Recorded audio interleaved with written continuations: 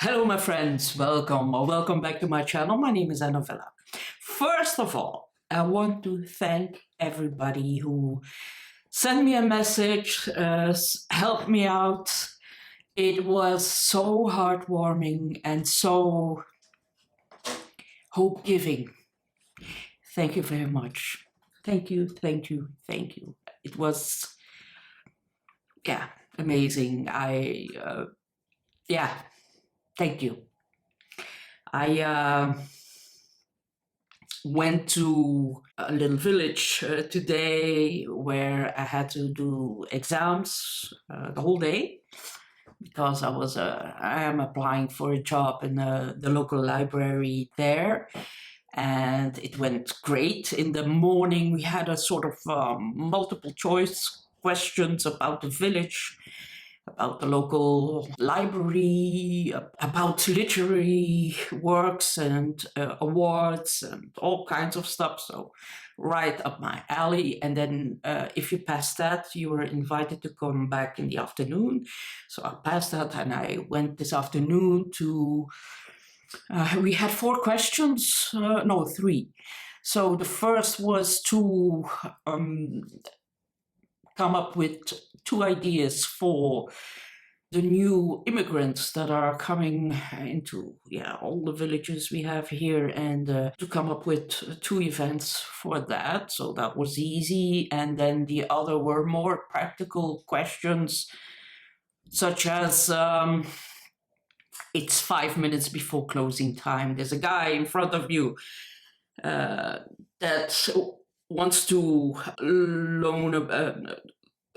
extend the loan of his book, but he already had lent it twice, so he was normally not allowed. At the same time, there was somebody struggling with the PC in the library itself, and there was a phone. There was a phone ringing, and you're alone in the library. What do you do? And then the other one was a complaint letter, and how do you react on that?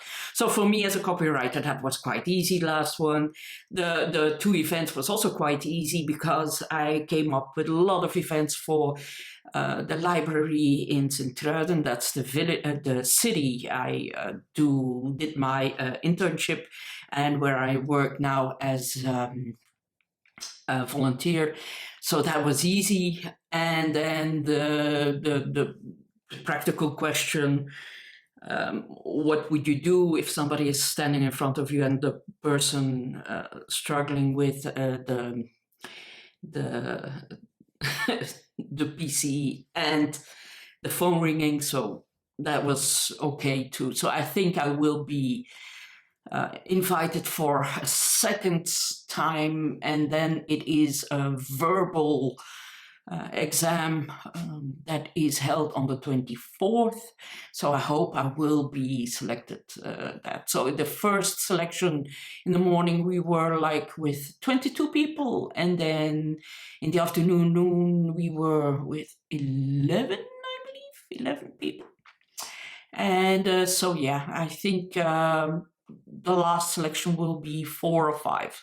So I hope I'm selected, but I think so. I have a really good feeling. I also have a feeling that the main librarian who is responsible for the library, we connected quite well, so we immediately had a sort of click.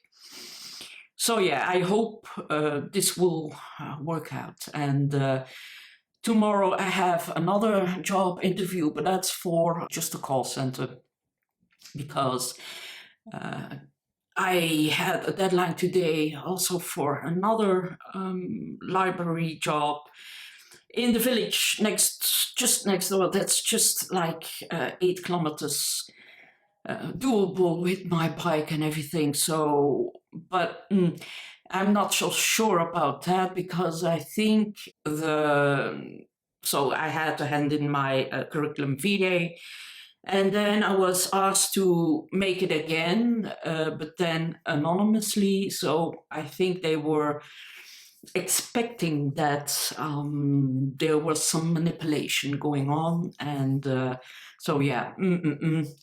And if the librarian, the main librarian, has somebody in mind that she wants to work with, you can do only that much. But with the one in Oud-Heverlee, which is half an hour away, 30 kilometers, and that's not that far, but also not close by. So yeah, we'll see how that goes. I had a really good feeling. It was also anonymous, so you really were.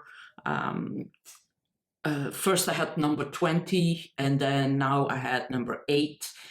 So yeah, we'll see. That's also anonymous, and I have a really good feeling about it. So tomorrow, yeah, that's half-time. So the both library jobs are part-time, and part-time is just not enough to pay the bills. And so I figured, why not do a call center job on the side? I can do that from home. That's not I've done that a year and a half during COVID. So yeah, it's very doable. So we'll see how that goes. That's close to Liège. Liège is in the French part of Belgium, and they are always looking for Dutch-speaking people and people that could speak English, because they also have a lot of demand for that. So we'll see how that goes, and if they are willing to give me a part-time job instead of a full-time. We'll see. It took a while before they came back to me. This was a spontaneous job application, so there was not really a vacant job.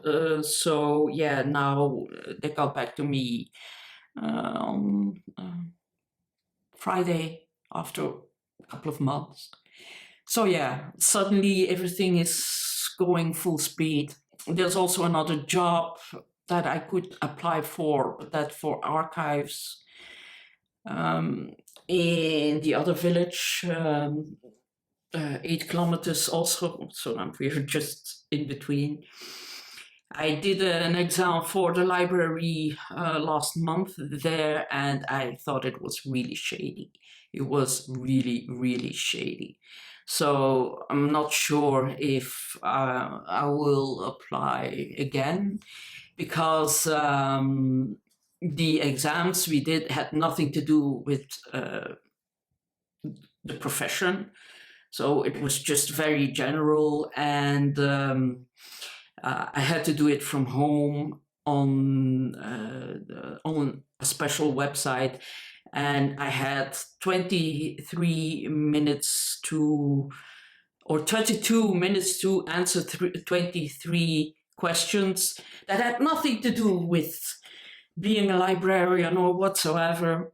And the website was blocked 8 minutes, so I couldn't answer all the questions. And then the other person that I knew that also applied for that job didn't have that problem, but then wasn't selected because they didn't like her motivation or something. So it was a bit shady. So I think because it's also election year, there's a new mayor to be elected, a new city council to be elected everywhere, new federal government, new regional government. We have like 5 governments in this small country. So we have federal, we have Flemish, and then we have provincial, and we also have European elections.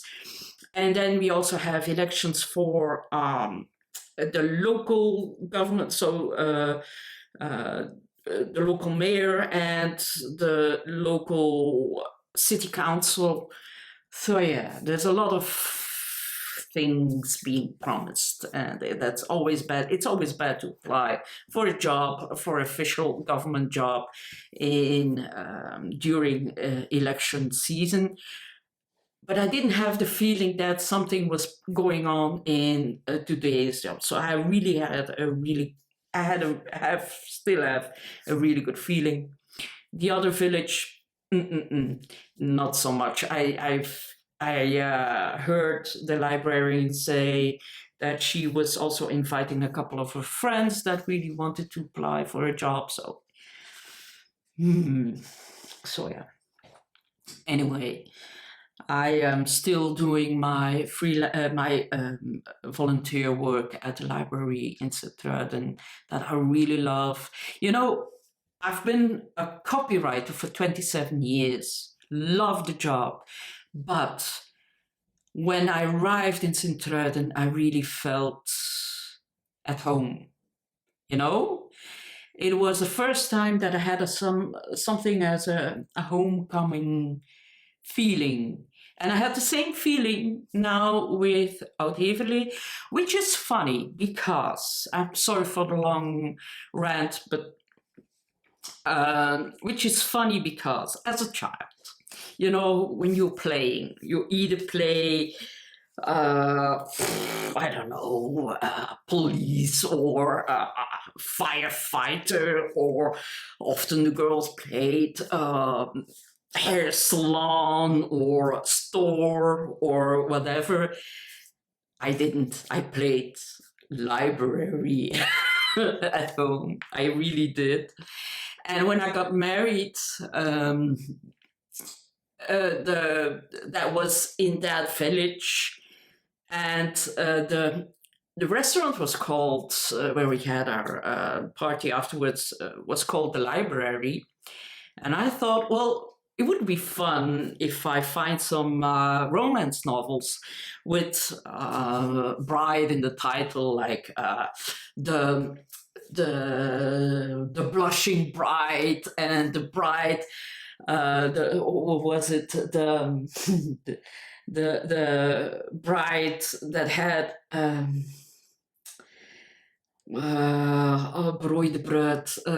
Berooide bruid means that she was without any money, so she had to marry for money, stuff like that. And I distributed those books to everyone who was invited.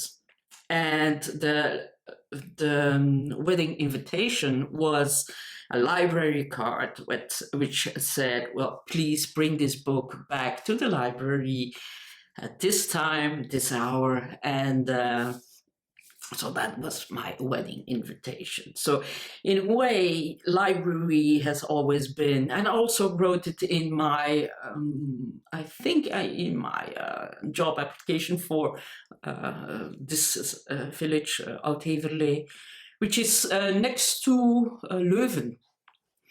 It's a really cool place to be. It's a very beautiful residential area, quite high-end, with a lot of, it's one of the original forests in Belgium. So yeah, it's beautiful. And it's a nice place to be. So I liked living there. I can't go back there because I can't afford it. But yeah, it's only 30 minutes with my car, so that's doable. And so yeah, that's my whole story of today. I wanted to make a video yesterday, but after our Zoom chat, I had a migraine.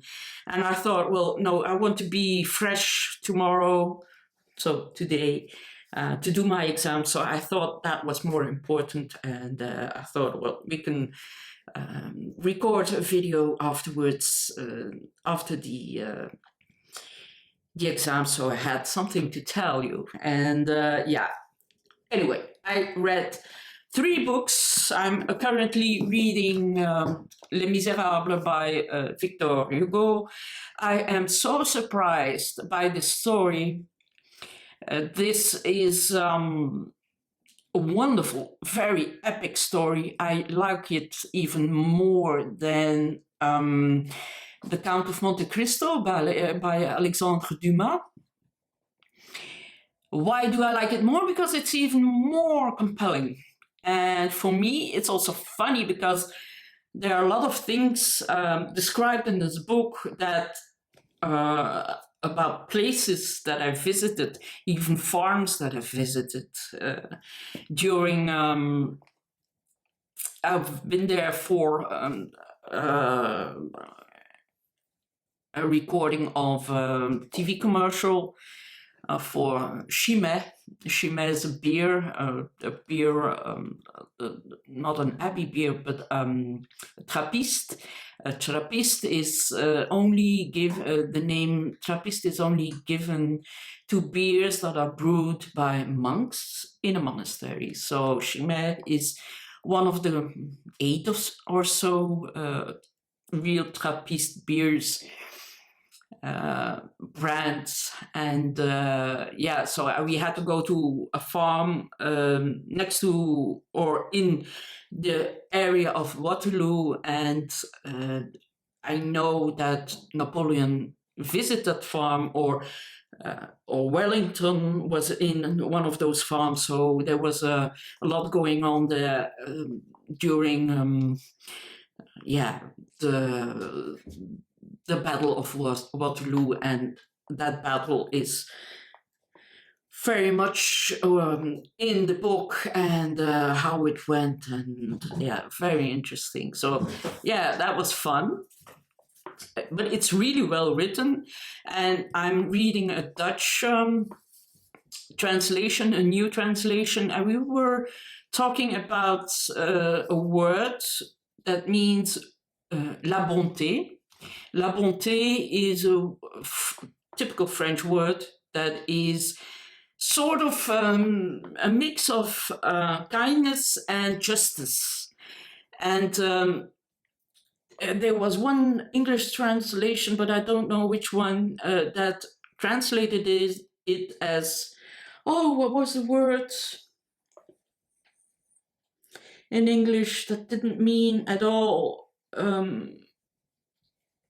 indulgence, and that was not a correct translation of that word, but that can really have an effect on a book, and even a 1,500 pages book that is Les Misérables.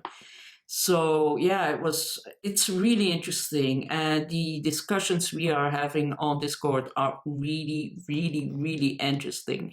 People are really invested in the discussion and in the story, the backstory, and there are people that are posting every day with their opinions on every chapter and every book, because I think there are 3 or 5, no, there are 5 parts in the book, and then each part has at least 8 to 12 books, and each book has its own chapter, so it's quite vast, but it's really doable. It's a really quick read, really enjoyable. It's not a dense book. Les Misérables is not dense, but it is naturalist, so it is real. You really learn a lot about the early 1800s, when there was constantly a shift of government and government types. They had an emperor, they had kings, they had a sort of dictatorship. They had again Napoleon II and Napoleon III, and very complicated. Elizabeth of Book and Books has a really interesting video about that. Really worth seeing. I will put a link down below. She is also our VIP host, co-host for Classics and Company. Really worth your time to watch that video. She is really well spoken and a joy to watch, especially when she has a rant. She doesn't have a rant now, but really, when she has a rant, you will laugh. It really is. She is worth following. So I'm reading Les Misérables. I'm 1/3 in. We are reading it till the whole month of April, till mid-May. And I believe after that we are reading, I'm not sure. don't dare. I think it's Magic Mountain by Thomas Mann, but I could be mistaken. Anyway, I have to check that. What I'm also reading is the Infatuations by Javier Marias.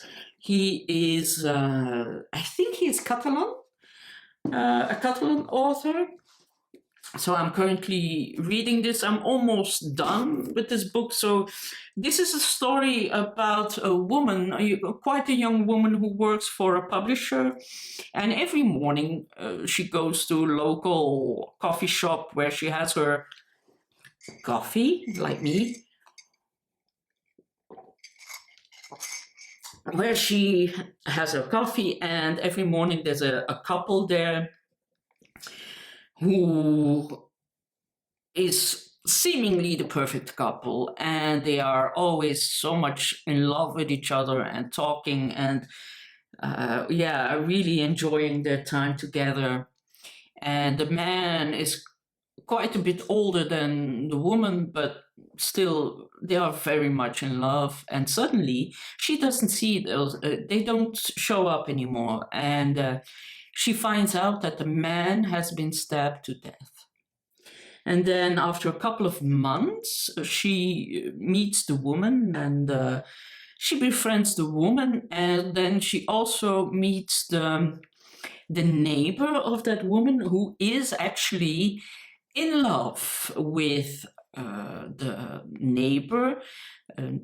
So he is in love with the woman, and but she falls then in love with the neighbor. And while she is infatuated by that man, she also starts to realize that he could be the killer of that man, of the husband. And it's really interesting. Now, this is not my first, and this is my second Javier Marias. He is a very wordy author, so he likes to use a lot of words to say something. So I'm really enjoying the story. His style for me is a bit too wordy. It's not flowery. It just is very wordy. But yeah, it's really good. It's a really good story.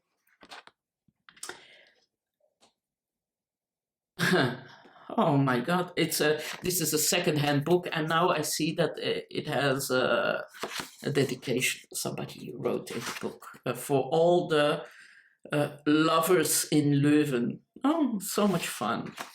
Cute. So yeah, good book. Highly recommend. I think this will be 4.5 stars. Then I also read, just to come back into my rhythm, the Abbess of Crewe by Muriel Spark. This is sort of a spoof in a way about the Watergate scandal, where but this is about the old abbess died, and there are two nuns that want to become an abbess, and one is Alexandra, and Alexandra has put taps everywhere, also outside in the trees and stuff, and she really uses the techniques that what was the president then? Oh, I would say, I see your face, black hair. Oh, the guy. Can't remember his name. I'm sorry. I know who it is. Not Truman. Anyway, doesn't matter. And she uses the same tactics. So yeah, this is a typical Muriel Spark booklet. It's a short story, 100 pages, 106 pages, and yeah, it's funny. Yeah. They always say Muriel Snark instead of Muriel Spark. So this is quite witty and quite, thought-provoking. How far do you want to go to obtain your goal, to become the head of something, then this is absolutely a 5-star read for me. Embers by Austrian-Hungarian author Sandor Marai. So Sandor Marai was born in 1900, and then Hungary and Austria were still one country. So he was born somewhere on the border of those two now separate countries. Sandor Marai is a wonderful, wonderful author. Embers is a beautiful story about two elder men, and they come together in their 70s.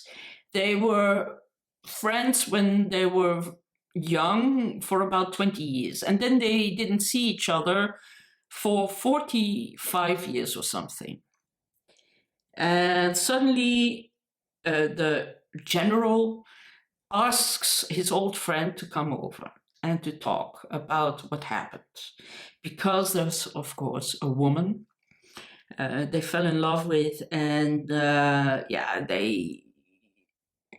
something happened during a certain night, and after that they didn't spoke to each other for 45 years. One of the two, both never married, and one of the two went into the army, hence the general, and the other one wandered around the globe. And it is a wonderful, wonderful, delicate book about friendship and being connected and being respected and being understood. And although you can be very close to somebody, you can also be very much alone and misunderstood. You can be friends for 30, 40 years and still something happens where you just don't understand each other. And this is what happens in this book. And they talk about that book and about that woman and what happened and how they felt. And because there's so much distance since the event that night, they can finally talk about it. And this is very, very beautiful. 5 stars, brilliant book, absolutely brilliant. Embers by Sandor Marai. So yeah, that's about it. This is what I've been reading. So thank you again for your support, for your messages. It really did me a world of good. It gave me hope. And thank you.